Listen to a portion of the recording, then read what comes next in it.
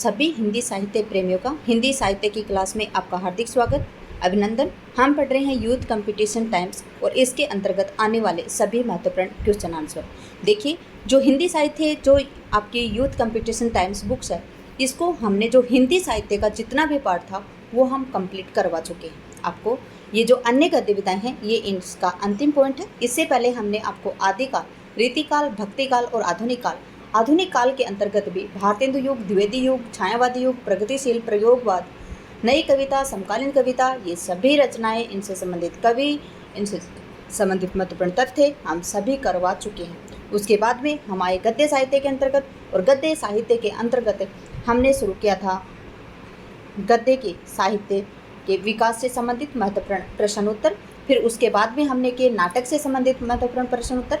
उसके बाद में हमने किए उपन्यास से बाद में की हमने कहानी के बाद में की हमने निबंध के बाद में की हमने आलोचना और आलोचना के बाद में की हमने आत्मकथा।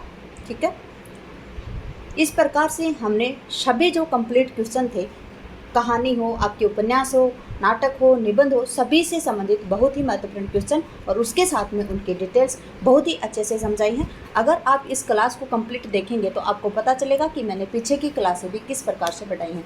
आपकी सभी क्लासें मैंने इसी प्रकार से ली हैं। जो कवि जितनी बार आया, जो रचना जितनी बार आई है, मैंने उतनी बार ही आपको बताया है।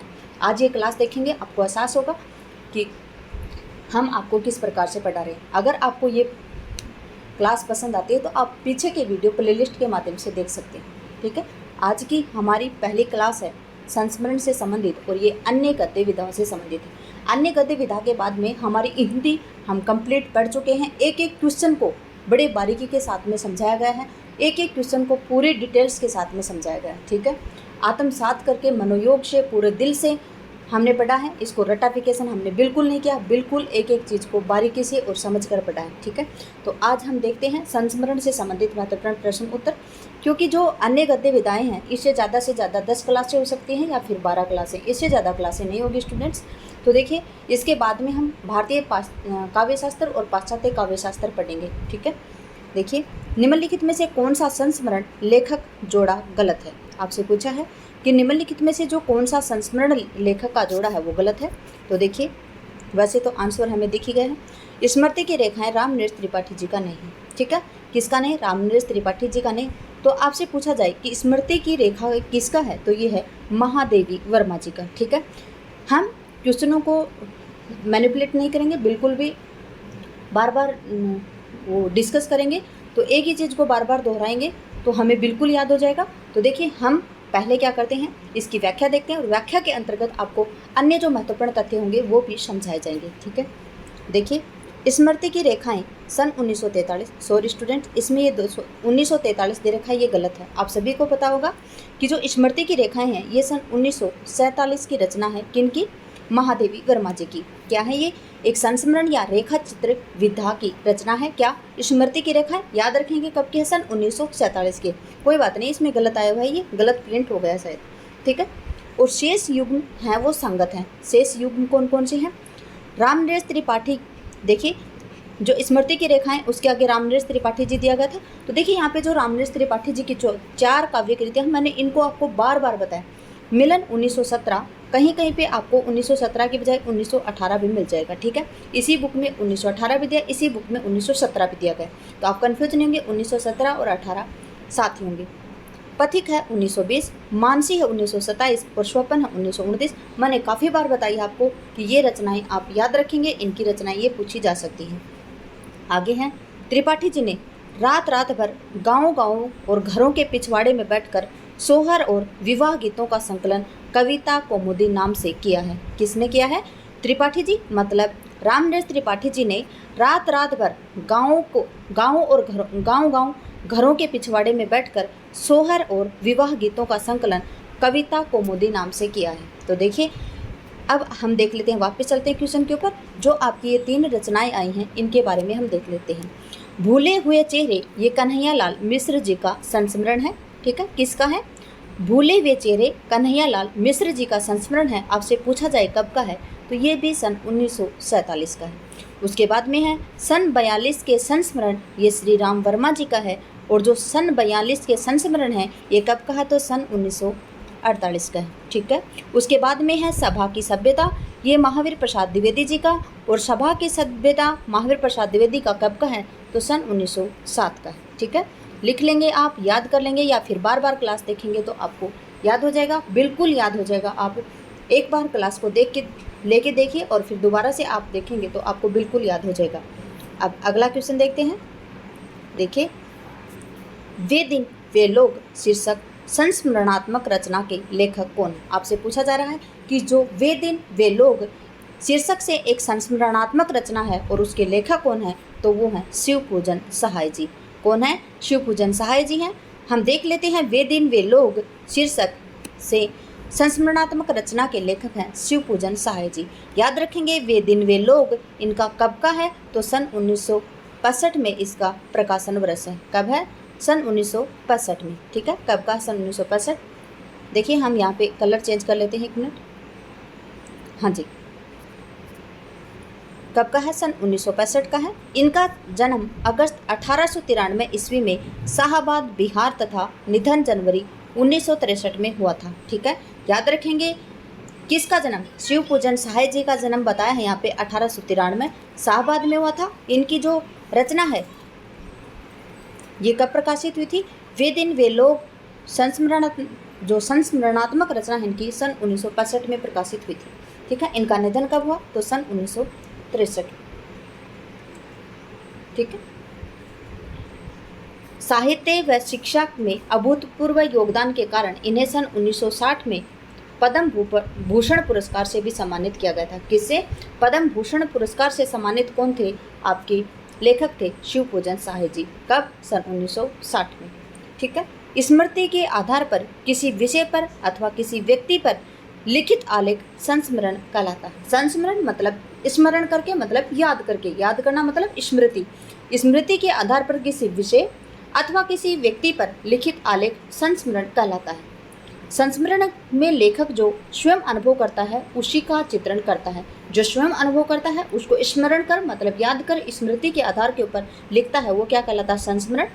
हिंदी में प्रथम जो संस्मरणकार हैं वो कौन है? पदम सिंह शर्मा जी। और इनकी प्रमुख रचना कौन सी है?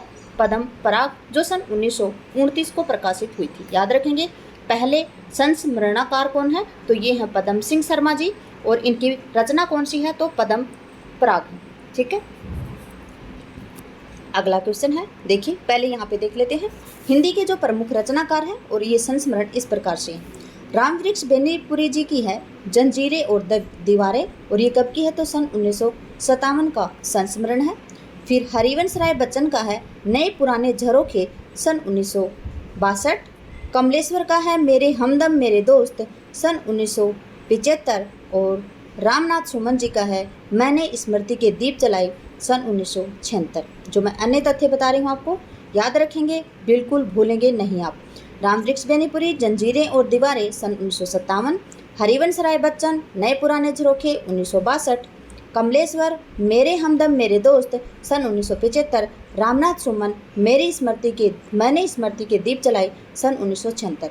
आप एक बात ध्यान रखेंगे कि मेरा मकसद यह नहीं होता है कि मैं कितने क्वेश्चन करवाती हूँ, मेरा मकसद सिर्फ एक ही होता है कि मैं आपको कितने क्वेश्चन याद करवा सकती हूँ। ठीक है। अगला क्वेश्चन है, निम्नलिखित में से राजेंद्र यादव की संस्मरण कृति कौन सी है? आपसे पूछा जा रहा है कि जो निम्नलिखित में से राजेंद्र यादव की संस्मरण कृति कौन सी है? तो वो है औरों के बहाने। क्या है? औरों के बहाने। देखते हैं इसकी व्याख्या। देखिए, राजेंद्र यादव जी के संस्मरण है दो, यहाँ पे कौन कौन से हैं? औरों के बहाने सन 1981 का है और वे देवता नहीं है सन 2000 का है। ठीक है। राजेंद्र यादव जी के हैं दो संस्मरण, औरों के बहाने सन 1981, वे देवता नहीं 2000 के। ठीक है। उसके बाद में है रामेश्वर शुक्ल अंचल जी के, तो ये हैं युग पुरुष, जो सन 1983 का है। अमृतलाल नागर जी का जिनके साथ जिया 1981 का है। विष्णु प्रभाकर जी के हैं जाने अनजाने 1962, यादों की तीर्थ यात्रा 1981, मेरे अग्रज मेरे मित 1983 और कृष्ण के सृजन के सेतु सन 1990। ठीक है। मेरे अंग्रेज मेरे मित 1983, यादों की तीर्थ यात्रा 1981, जाने अनजाने 1962 और सृजन के सेतु सन 1990। ठीक है, अगला क्वेश्चन है, देखिए, एक मिनट। हाँ जी, बचपन की स्मृतियाँ के लेखक कौन हैं? आपसे पूछा जा रहा है कि जो बचपन की स्मृतियाँ हैं इसके लेखक कौन है, तो इसके लेखक हैं राहुल सांकृत्यायन जी। कौन है? राहुल सांकृत्यायन जी इसके लेखक। कौन है? राहुल सांकृत्यायन जी। ठीक है, बचपन की स्मृतियों के लेखक कौन है? राहुल सांकृत्यायन जी। देखिए, बचपन की स्मृतियाँ सन 1955, संस्मरण के लेखक हैं राहुल सांकृत्यायन जी। याद रखेंगे, बचपन की जो स्मृतियां हैं इसका रचना काल कब हुआ था, रचना वर्ष कौन सा था, प्रकाशन वर्ष तो सन 1955 था। राहुल सांकृत्यायन जी के अन्य संस्मरण हैं जिनका मैं कृतज्ञ सन 1957 का है। महादेवी वर्मा के संस्मरण हैं पथ के साथी सन 1956। रामवृक्ष बेनीपुरी जी का है जंजीर और दीवारें सन 1957। और शांतिप्रिय द्विवेदी जी का संस्मरण है स्मृतियाँ और कृतियाँ, ये हैं सन 1966। याद रखेंगे, हिंदी के जो प्रथम संस्मरणकार हैं वो पदम सिंह शर्मा हैं और इनकी प्रसिद्ध रचना है पदम पराग जो सन 1929 को प्रकाशित हुआ था। संस्मरण की शुरुआत द्विवेदी युग से हुई थी। याद रखेंगे, द्विवेदी युग का आरंभ कब हुआ था, सन 1900 से 1918। ठीक है, अगला क्वेश्चन है, महादेवी वर्मा की रचना पथ के साथी किस विधा की रचना है? तो हम पढ़ रहे हैं संस्मरण, तो ये एक संस्मरण विधा की रचना है। महादेवी वर्मा की जो पथ के साथी हैं वो किस विधा की रचना है? तो वो एक संस्मरण है। ठीक है, देखिए यहाँ पे देख लेते हैं हम इसकी व्याख्या। महादेवी वर्मा की रचना पथ के साथी कब की है? तो सन 1956 की रचना है ये। ठीक है, संस्मरण विधा के अंतर्गत आती है। ठीक है, कब किस में आती है? संस्मरण विधा में आती है। महादेवी वर्मा के रेखा चित्र अतीत के चलचित्र सन 1941, स्मृति की रेखाएं सन 1947। देखिए, स्मृति की रेखाएं यहाँ पे सही दिया है 1947। मेरा परिवार 1972। महादेवी वर्मा के निबंध हैं श्रृंखला की कड़ियाँ सन 1942। विवेचनात्मक गद्य सन 1942। साहित्यकार की आस्था तथा अन्य निबंध 1964। संकल्पता 1968। भारतीय संस्कृति के स्वर सन 1984। ये किसकी रचना है सभी? ये महादेवी वर्मा जी की रचनाएं हैं। महादेवी वर्मा को आप कंप्लीट याद कर लेंगे। हिंदी के जो प्रथम संस्मरणकार हैं वो पदम सिंह शर्मा जी हैं और इनके प्रमुख संस्मरण हैं पदम पराग सन 1929। एक और है इनकी प्रबंध मंजरी, ये सन 1930 है। ठीक है, कौन सी है? 1930 है। अगला है, संस्मरणात्मक रचना और रचनाकारों की दृष्टि से कौन सा विकल्प असंगत है? आपसे पूछा जा रहा है कि जो संस्मरणात्मक रचना है और रचनाकारों की दृष्टि से कौन सा विकल्प असंगत है? बसंत से पतझड़ तक, क्या पूछा आपसे? बसंत से पतझड़ तक रविंद्रनाथ त्यागी, तो बिल्कुल ठीक है। सृजन के सहयात्री रविंद्र कालिया, बिल्कुल ठीक है। कुछ यादें कुछ बातें अमृत राय, यही गलत है, क्योंकि जो कुछ यादें कुछ बातें ये अमृत राय की नहीं है, ये नाम है अमरकांत। कौन है? अमरकांत। चिड़िया रैन बसेरा, ये विद्यानिवास मिश्र जी की। किसके चिड़िया रैन बसेरा? विद्यानिवास मिश्र जी की। ठीक है, देखिए, संस्मरणात्मक रचना और रचनाकारों की दृष्टि से कुछ यादें कुछ बातें अमृत राय विकल्प असंगत है, क्योंकि अमृत राय की संस्मरणात्मक रचना है जिनकी याद हमेशा रहेगी। देखिए, किसकी रचना है ये? अमृत राय जी की जो संस्मरणात्मक रचना है वो है जिनकी याद हमेशा रहेगी। और कब का है ये? सन 1992 का। ठीक है, उसके बाद में है जिनकी याद हमेशा रहेगी, सन 1992 अमृत राय जी का है। सृजन के सहयात्री सन 1996 रविंद्र कालिया जी का है। चिड़िया रैन बसेरा 2002 विद्यानिवास मिश्र जी का है। और बसंत से पतझड़ तक सन 2005 रविंद्रनाथ त्यागी जी का संस्मरण है। और कुछ यादें कुछ बातें सन 2009 अमरकांत जी का संस्मरण है। याद रखेंगे, जितने भी इसमें क्वेश्चनों में जो संस्मरण आए हुए हैं, अगर आप ये याद कर लेंगे तो और जगह पे आपको भटकने की ज़रूरत ही नहीं है। आप ये संस्मरण याद कर लीजिए। बहुत सारे संस्मरण हैं, लेकिन जो एग्जाम में पूछे जाते हैं वो इनसे बाहर नहीं आएंगे। और ये आए हैं कब? आरपीएससी असिस्टेंट प्रोफेसर 2020 में पूछा गया क्वेश्चन है ये। ठीक है, अगला क्वेश्चन है, क्या गोरी क्या सांवरी संस्मरण के लेखक कौन है? आपसे पूछा जा रहा है कि क्या गोरी क्या सांवरी संस्मरण के लेखक कौन है? तो वो है देवेंद्र सत्यार्थी जी। कौन है? देवेंद्र सत्यार्थी जी। क्या गोरी क्या सांवरी ये कब की रचना है? प्रकाशन वर्ष क्या है इसका? तो सन 1950 है। क्या है? सन 1950। देखिए व्याख्या देख लेते हैं। क्या गोरी क्या सांवरी सन 1950 देवेंद्र सत्यार्थी जी की रचना है। ठीक है। इनके द्वारा लिखित अन्य संस्मरण रेखाएं बोल उठी, ये कब का है? सन 1949 का है। रेखाएं बोल उठी कब का है? सन 1949। और क्या गोरी क्या सांवरी सन 1950। और किसके हैं ये? देवेंद्र सत्यार्थी जी के दोनों ही संस्मरण हैं। रेखाएं बोल उठी 1949 और क्या गोरी क्या सांवरी सन 1950। आगे देखते हैं। देखिए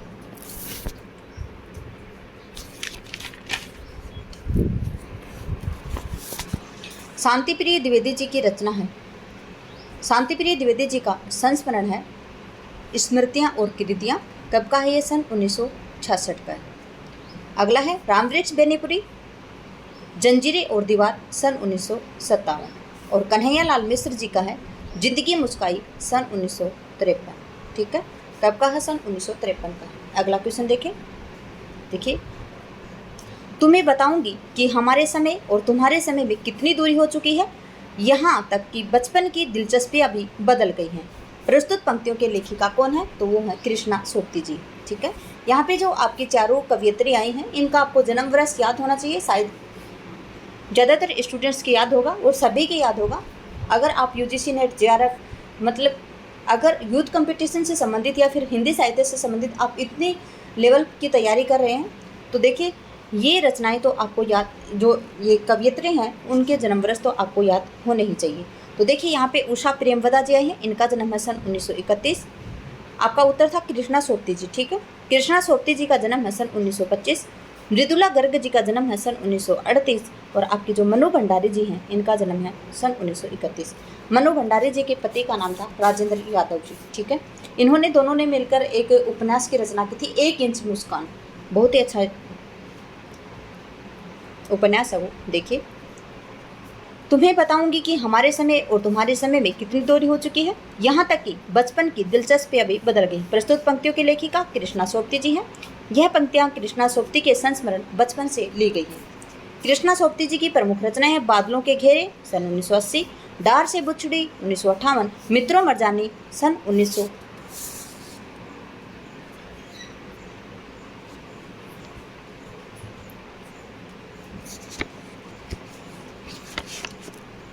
मित्रों मरजानी इनकी कब की है?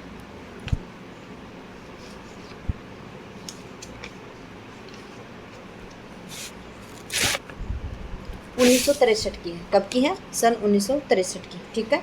ए लड़की 1991। मित्रों मरजानी कब की है? सन 1963 की। मनु भंडारी जी की प्रमुख रचनाएं यही सच है 1966, आपका बंटी 1971, 1 इंच मुस्कान 1972, महाभोज 1979। ठीक है। उसके बाद में है मृदुला गर्ग जी की रचनाएं उसके हिस्से की धूप 1975, कट गुलाब 1996, चित कोबरा 1979। देखिए जो 1 इंच मुस्कान है ये मनु भंडारी और इनके पति राजेंद्र यादव जी ने मिलकर लिखी थी। 1 इंच मुस्कान सन 1972 में। ठीक है। 30 दिन मालवीय जी के साथ पुस्तक के रचयिता कौन है? क्या है? 30 दिन मालवीय जी के साथ। और इस पुस्तक के रचयिता कौन है? तो वो हैं रामनरेश त्रिपाठी जी। ये वही रामनरेश त्रिपाठी जी हैं जिनकी रचना है मिलन, पथिक, मानसी और स्वपन।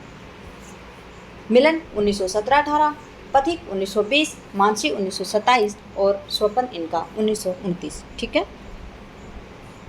30 दिन मालवीय जी के साथ सन 1942 में संस्मरणात्मक जीवनी के लेखक रामनरेश त्रिपाठी हैं। रचना याद रखेंगे, रचना काल भी याद रखेंगे। रचना का नाम है 30 दिन मालवीय जी के साथ। कब प्रकाशित हुआ? सन 1942। किसकी है? तो रामनरेश त्रिपाठी जी की। यह पुस्तक 30 दिन मालवीय जी के साथ लेखक के मालवीय जी के साथ बिताए हुए समय का व्याख्यान है। लेखक ने जो रामनरेश त्रिपाठी जी हैं उन्होंने मालवीय जी के साथ में जो 30 दिन बिताए थे उस बिताए हुए दिनों का इसमें समय का व्याख्या इसमें मालवीय जी की व्यस्तता और दैनिक कार्यकलापों के विषय को लिखा गया है। अमृतलाल नागर के द्वारा रचित संस्मरण जिनके साथ जिया सन 1981 का है। हिंदी के प्रथम संस्मरणकार हैं पदम सिंह शर्मा। पदम सिंह शर्मा के द्वारा रचित जो संस्मरण है वो है पदम प्राग जो सन 1929 का है। इनके साथ एक प्रबंध मंजरी भी है, वो सन 1930 का है, और पदम पराग है, ये सन 1929 का है। ठीक है, अगला है विष्णुकांत शास्त्री का जो संस्मरण है सुंधिया उस चंदन के वन की शीर्षक की क्या है, सुधिया उस चंदन के वन की इस शीर्षक से किस कवि की कविता से प्रेरित है? किस कवि की कविता से प्रेरित है? कौन सा संस्मरण? सुधिया उस चंदन के वन की, और किसके द्वारा लिखा गया? विष्णुकांत शास्त्री जी के द्वारा। तो देखिए पहले हम क्वेश्चन को खोल के रख देते हैं। विष्णुकांत शास्त्री जी ने संस्मरण लिखा क्या? सुधिया उस चंदन के वन की। कब लिखा? सन 1992 का। आपसे क्वेश्चन क्या पूछा गया है कि ये किस रचनाकार की कविता थी, उसके शीर्षक के ऊपर लिखा गया। तो किस कवि की कविता से प्रेरित था ये? तो ये गिरिजा कुमार माथुर की कविता थी। कौन सी? मंजीर। ठीक है, गिरिजा कुमार माथुर जी की जो मंजीर कविता है, देखिए पढ़ लेते हैं हम यहाँ पे। विष्णुकांत शास्त्री के जो संस्मरण है सुधिया उस चंदन के वन की, इसका शीर्षक गिरिजा कुमार माथुर की कविता मंजीर से प्रेरित होकर इन्होंने इसका नाम रखा था सुधिया उस चंदन वन की। ठीक है, मंजीर का रचना काल कब है? तो सन 1941 है। गिरिजा कुमार माथुर की प्रमुख काव्य संग्रह है मंजीर, जिसका प्रकाशन है सन 1941।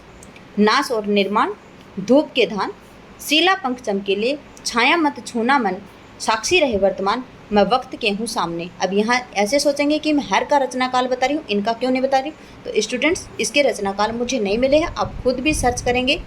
आपको मिले तो आप कमेंट बॉक्स खुला है, उसके माध्यम से आप बता सकते हैं, बल्कि मुझे इनके रचना काल नहीं मिले। ठीक है, अगला क्वेश्चन है,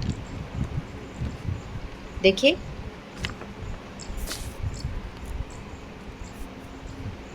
यहाँ पे क्वेश्चन आपका, जो रदिया है वो महादेवी वर्मा के किस संस्मरण की पात्र है? आपसे पूछा है। रदिया है वो जो महादेवी वर्मा है उसके किस संस्मरण की पात्र है? तो वो किस संस्मरण की पात्र है? बदलू नाम का जो इनका संस्मरण है उसकी पात्र है वो। देखिए, रदिया महादेवी वर्मा के संस्मरण बदलू की पात्र है। इसमें कुम्हार बदलू और रदिया का सरल दाम्पत्य प्रेम प्रकट किया गया है।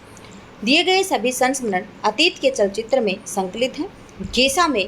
घीसा की निश्चल गुरु भक्ति, सबिया में सबिया के पति प्रायणता तथा रामा में सेवक रामा की वात्सल्यपूर्ण सेवा का मनोहर चित्रण किया गया है। और देखिए जो ये सभी संस्मरण हैं इनके, बदलू है, घीसा है, रामा है, सबिया है, ये सभी किस में संकलित हैं? तो ये इनके अतीत के चलचित्र में संकलित हैं।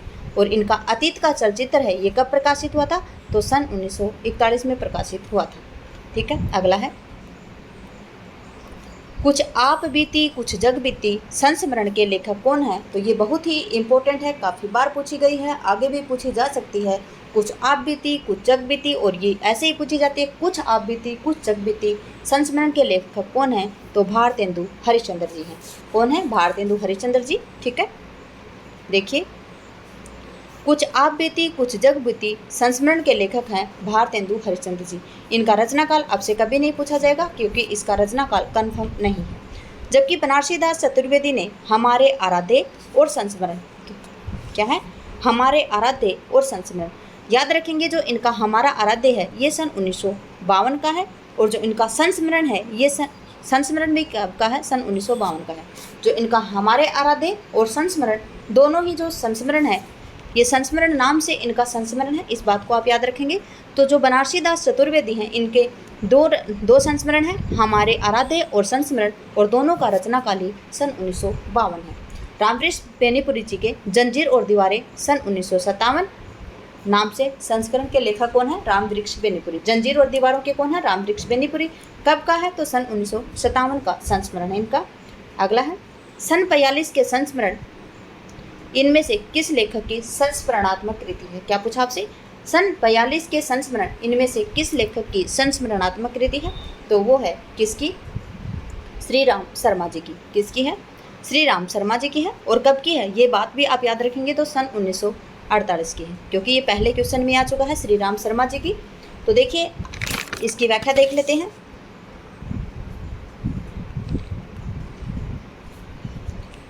सन 42 के संस्मरण कब का है? सन 1948 का है। लेखक श्री राम शर्मा जी की संस्मरणात्मक कृति है।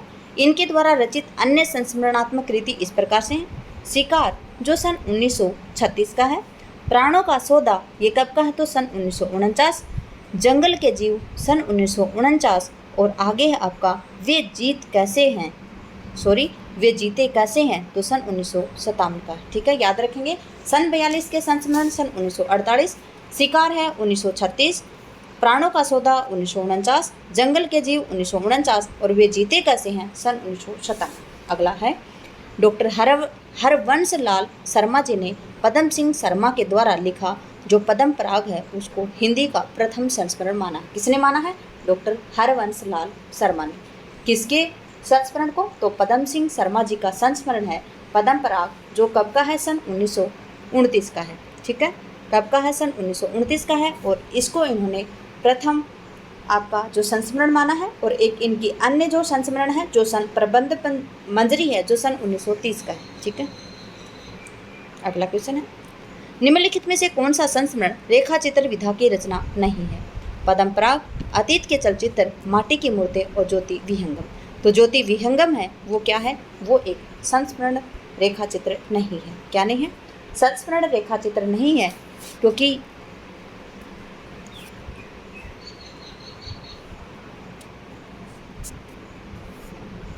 देखिए देख लेते इसकी व्याख्या।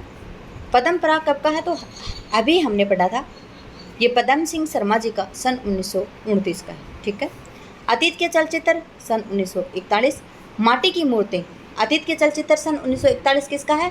महादेवी वर्मा का। और माटी की मूर्तें हैं ये सन 1946 का किसका है? तो ये राम वृक्ष बेनीपुरी जी का। ठीक है, ये सभी क्या है? संस्मरण या रेखा चित्र विधा की रचना है, जबकि जो ज्योति विहंगम है वो संस्मरण रेखा चित्र विधा की रचना नहीं है। ठीक है, ज्योति विहंगम क्या है? ये एक संस्मरणात्मक और रेखा चित्र विधा की रचना नहीं है। अगला क्वेश्चन पूछा आपसे, देखिए, संस्मरण और रेखा चित्र में कौन सी जो रचना है महादेवी वर्मा जी की नहीं है? देखिए, अतीत के चलचित्र सन 1941 महादेवी वर्मा जी का है, बिल्कुल ठीक है। स्मृति की रेखाएं सन 1947 और महादेवी वर्मा का, ये भी ठीक है। पथ के साथी सन 1956, ये भी महादेवी वर्मा का है। लेकिन हमारे आराध्य, अभी थोड़ी देर पहले हमने पढ़ा था, हमारे आराध्य सन 1952, संस्मरण भी 1952, और ये दोनों हैं बनारसी दास चतुर्वेदी के। ठीक है, याद रखेंगे, हमारे आराध्य और संस्मरण ये दोनों ही 1952 के संस्मरण हैं। और किसके हैं? तो आप याद रखेंगे इसको, किसके संस्मरण हैं ये हैं बनारसी दास चतुर्वेदी के। ठीक है, हमारे आराध्य संस्मरण महादेवी वर्मा का नहीं बल्कि बनारसी दास चतुर्वेदी का। कब का है? तो सन 1952 का है। जबकि अतीत के चलचित्र 1941, स्मृति की रेखाएं सन 1947, पथ के साथी सन 1956, और ये सभी महादेवी वर्मा जी के संस्मरण हैं। अगला क्वेश्चन है, शेष स्मृतियाँ संस्मरण के लेखक कौन हैं? आपसे पूछा है कि जो शेष स्मृतियाँ हैं उसके लेखक कौन हैं? तो इसके लेखक हैं रघुवीर सहाय जी। कौन आएंगे? रघुवीर सहाय जी। ठीक है, देखिए आपका उत्तर दिया गया डी। डी कहाँ पे है? कुंवर चंद्र नहीं। देखिए, आप इस क्वेश्चन को कंफ्यूज में नहीं लेंगे। शेष स्मृतियाँ आप लिखें रचना, और बाद में आप सर्च करें गूगल पे या विकिपीडिया, कहीं पे भी रघुवीर शाही आएगा। ठीक है, केशव चंद्र प्रकाश नहीं आएगा। ठीक है, देखिए जो शेष स्मृतियाँ हैं ये कुंवर चंद्र प्रकाश की होगी, ये मैं नहीं कह सकती, लेकिन शेष स्मृतियाँ वो मुझे रघुवीर शाही की ही मिली हैं। ताना बाना किसका है? तो ये केदारनाथ जी का है। और जो दिल्ली मेरा प्रदेश, ये रघुवीर शाही जी का सन 1976 की है। और लौट आओ धार, ये दूधनाथ सिंह जी की है, और कब की है? सन 1995 की है।